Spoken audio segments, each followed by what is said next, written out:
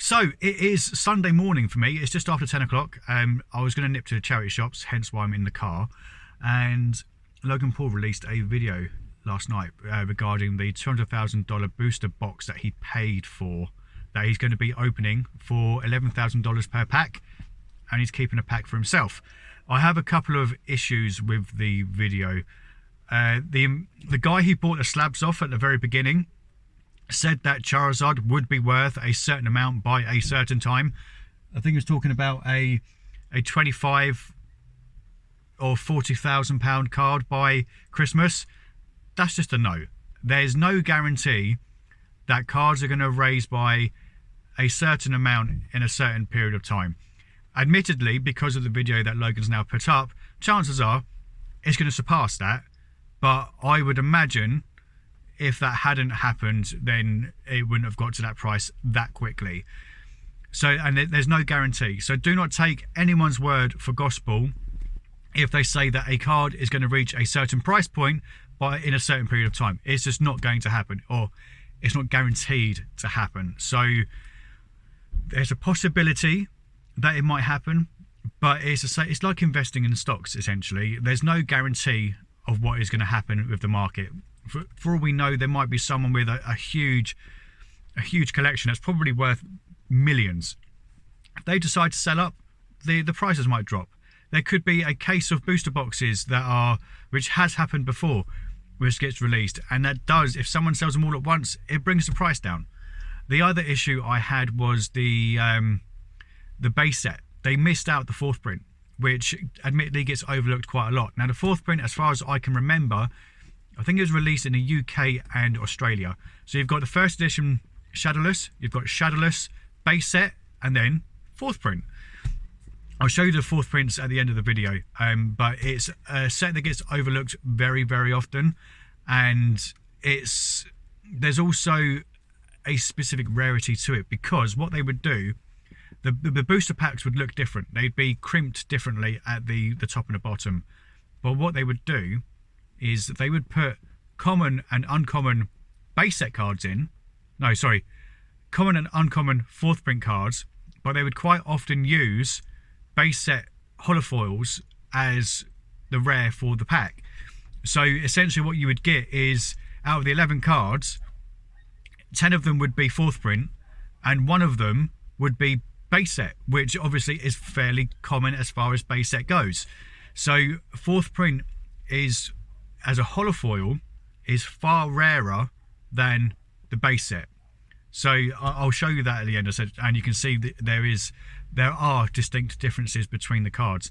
However, I don't have a first edition Shadowless because my pockets are not as deep and I haven't been as lucky as other people.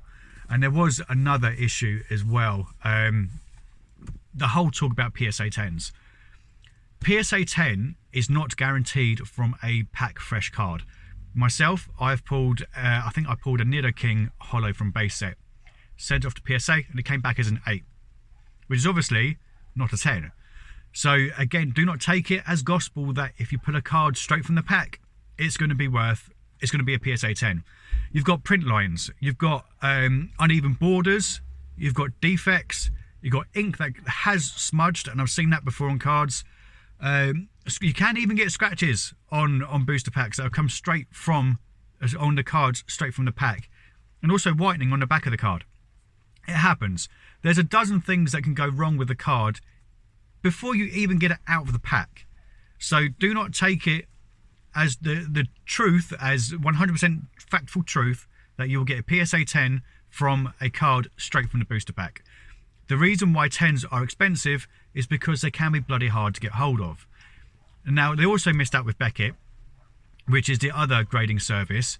PSA is good. It's like high quality cars, like luxury cars. Beckett is a whole nother level. When you come to Beckett cards, if you can get a black label Beckett, which is 10 on all 4 conditions, it blows the water out of a PSA price. They are so stringent on what they deem as gem mint. I think I saw a Blastoise, which it wasn't particularly an old card. I think it was only 3 or 4 years old. PSA 10, it's worth about 400 quid. Black label Beckett, stick a 0 on the end of that. So you can imagine what, I mean, Logan was saying that a PSA 10 Charizard Shadowless First Edition is worth about 200k. I dread to think that what that card would be worth as a black label Beckett. I don't even know if there's any around. So that is pretty much all I've got. I'm going to show you the difference in the cards of the 3 that I have available. Hopefully this is somewhat informative to you in case you are looking at investing in Pokemon cards in the future. Just, it's not guaranteed money, okay? If you spend £500 on a Wade Heavy base set booster pack, it's not guaranteed that that is going to come back as a PSA 10. My apologies if I'm getting distracted. Someone's having a Barney in front of me. So, yeah, right, I'll show you the cards. So, in front of me, you have Shadowless on the left-hand side. This is really awkward, by the way. Base set, and this is 4th print. And now I'm hoping you can see straight away that the 4th print is a lot lighter than the base set. I mean, the two of them side by side, it's very, very noticeable. You can see it's a different shade all over the card. And on the Shadowless, is the easiest way to tell, honestly, is the shadow and the HP. So, dates-wise, you'll see on the 4th print, if it just focuses for me, it says 1999 to 2000. Base set, it just says 1999. So that's the easiest way to tell what a 4th print is. As I said, holofoils of the 4th print are bloody hard to come by. The commons and uncommons, you can find them out and about in people's collections, but it's the rares that are worth the money. So you're looking for the 1999 to 2000, just down there on the right hand side of the card. It'll be slightly faded, almost looks like it might have been sun damaged, but it's honestly not. But that is what you are looking for when it comes to a 4th print. And unfortunately, Logan and his team completely missed out on that.